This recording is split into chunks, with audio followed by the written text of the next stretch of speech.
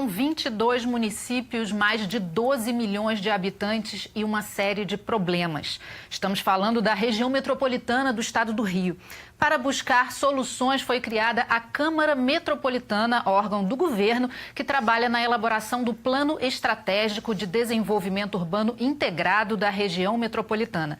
Aqui na LERJ, uma comissão especial vai acompanhar a implantação desse novo modelo de governança, que busca a integração entre os municípios e o combate às desigualdades na região.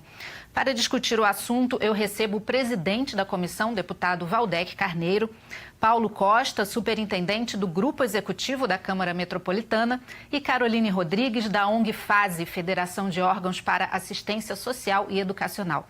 Obrigada pela presença de todos, bem-vindos ao ALERJ Debate. Deputado, a comissão realizou uma audiência pública em que o plano foi apresentado, a Caroline estava, o Paulo Costa também, e foi apresentado o plano, né? O plano estratégico. Nesse plano, Paulo, os problemas assim mais imediatos que a gente entendeu que o governo deve ter mais iniciativa para enfrentar mais rapidamente são nas áreas de saneamento, mobilidade e habitação. Queria que você fizesse um diagnóstico da região metropolitana hoje. O que você pode falar com base nesses 3 pontos? O que precisa realmente ser feito? Nós identificamos nesse trabalho, durante 3 anos de elaboração desse plano, que a região metropolitana ela se caracteriza por uma série de Ds, que foi uma dica do deputado na audiência pública, quando eu comecei a falar nas desigualdades, no desequilíbrio, nas diferenças de qualidade de vida que nós encontramos nos diversos municípios dessa região e dentro dos próprios municípios, em algumas regiões bastante diferenciadas da própria sede do município. Esses Ds todos, a gente precisa inverter esses Ds para uns Ds mais qualificados.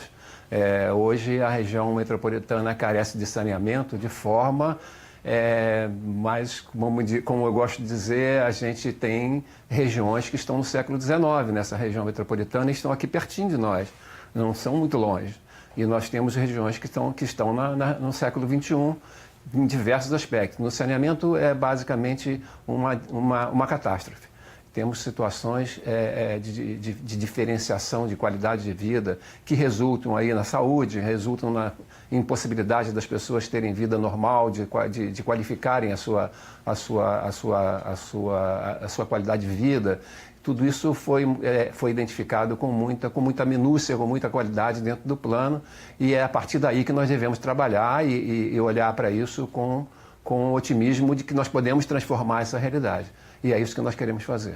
Foi bom, Paulo, ter falado em saneamento, porque é o primeiro tema que a comissão quer começar a tratar, não é isso, deputado? É verdade, porque a Assembleia Legislativa vem tendo, desde a legislatura passada, acho que um papel importante para dar visibilidade a este tema, que foi o período de tramitação do projeto de lei que instituiu os novos parâmetros, as diretrizes do novo modelo de governança da região metropolitana. Foi uma mensagem que veio para a Assembleia ainda no ano de 2015, colocada na pauta em regime de urgência. Felizmente, nós conseguimos tirá-la de pauta, né, em proveito do aprofundamento de uma discussão que avançou num certo período, depois estancou e depois foi retomada, de sorte que o texto que nós votamos no final do ano passado, dezembro que é a lei de complementar, 2018, exatamente, né? que é a lei complementar que disciplina a região metropolitana e o novo modelo de governança, já contou, penso eu, com muitos avanços em relação ao texto original, sobretudo por causa dos debates que nós fizemos com especialistas, com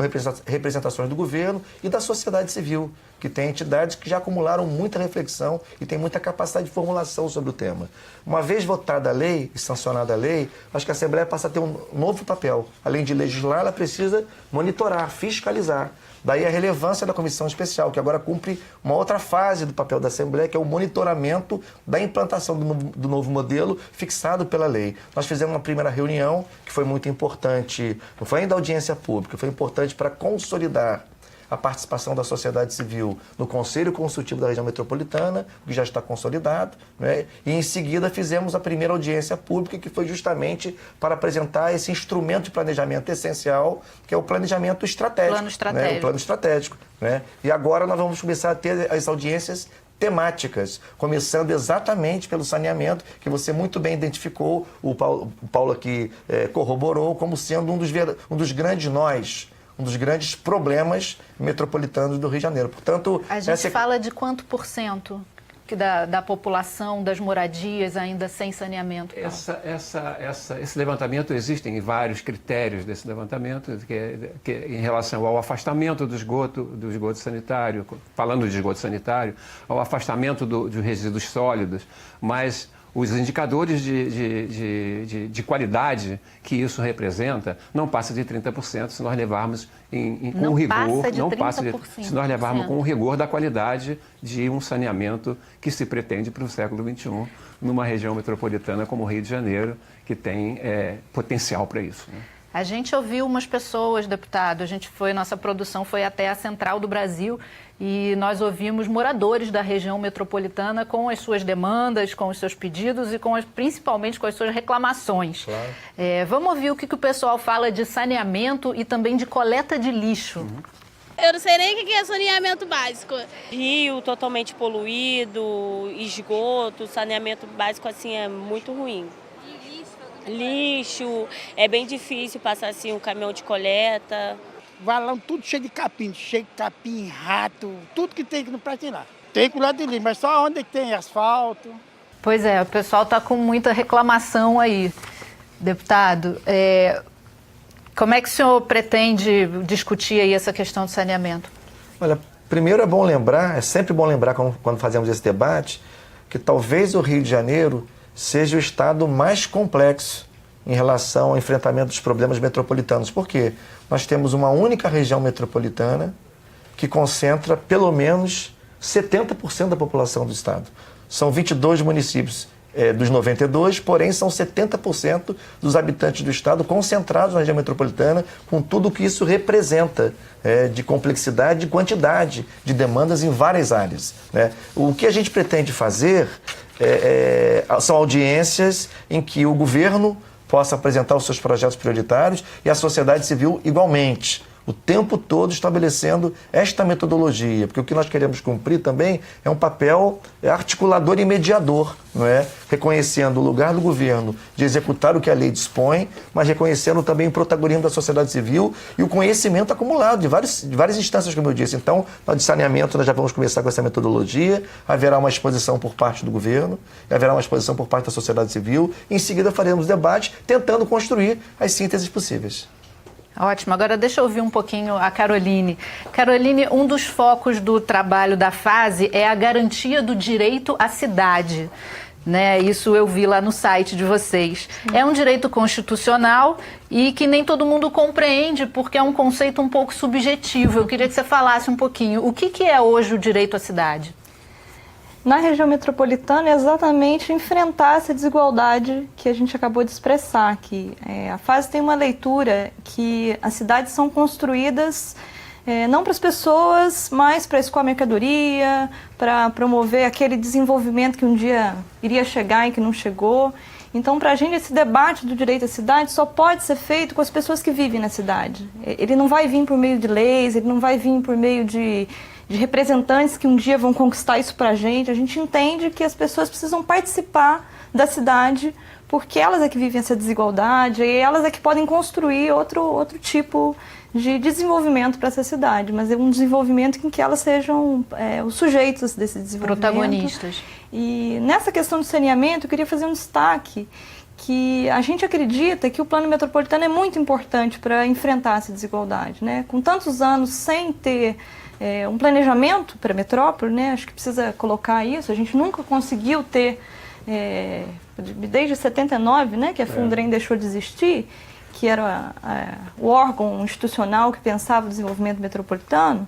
Agora a gente tem um plano, né? É um plano, é isso mesmo, ele não está concretizado ainda. Então, como representante da sociedade civil, a gente defende, eu, representante da fase, junto com outros companheiros, de ONG, de outras ONGs, da universidade, dos movimentos sociais, das entidades de classe, que o saneamento precisa continuar sendo público. Ele ser público significa para nós a possibilidade de enfrentar essa desigualdade no abastecimento, nas obras, porque há uma tendência no Brasil de privatização do saneamento. Então isso nos preocupa na cidade do Rio. Dificilmente, na nossa visão, se for privatizado parte ou todo o saneamento do Rio de Janeiro, a desigualdade para a gente só vai aumentar. Entendi. Deputado, quer falar mais alguma coisa de saneamento? Não, acho que a Caroline está trazendo outros elementos importantes, assim como o Paulo já tinha trazido.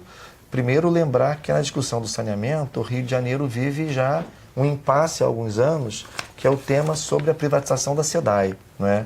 É muito importante destacar, isso foi inclusive objeto de debates acaloradíssimos na Assembleia Legislativa na legislatura passada. Mas parece e atos que o públicos governador se manifestou durante a campanha eleitoral. Desfavorável à privatização. O então candidato Wilson Witzel, hoje governador, inclusive buscando se diferenciar do seu oponente no segundo turno, o ex-prefeito Eduardo Paes, falou mais de uma vez, claramente, textualmente, que era contrário à privatização da SEDAI, né? Não apenas houve debates acalorados, como eu disse, na Assembleia, mas atos públicos de grande magnitude, porque esse não é um debate apenas corporativo dos sedaianos e sedaianas. É um debate sobre a condução da política pública de saneamento, né? Abastecimento de água e esgotamento sanitário. A SEDAI é uma empresa superavitária, uma empresa que paga dividendos anuais ao Estado do Rio de Janeiro, portanto, a água é um bem essencial à vida, portanto, tratá-la do ponto de vista da mercantilização, acho que é um retrocesso quase civilizatório, né?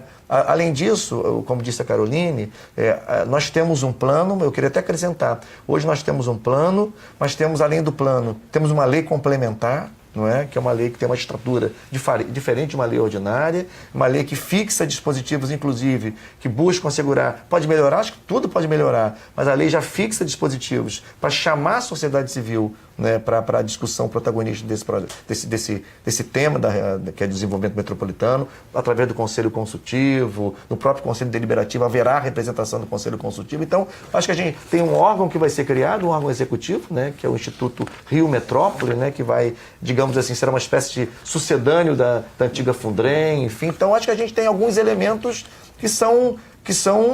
que constituem um avanço, né? Mas se isso vai se materializar, vai depender do que vai acontecer daqui para frente. E também da cobrança da Alerj, né, deputado? Permanentemente. Eu vou fazer um intervalo rapidinho, a Alerj Debate volta já já, só um minuto.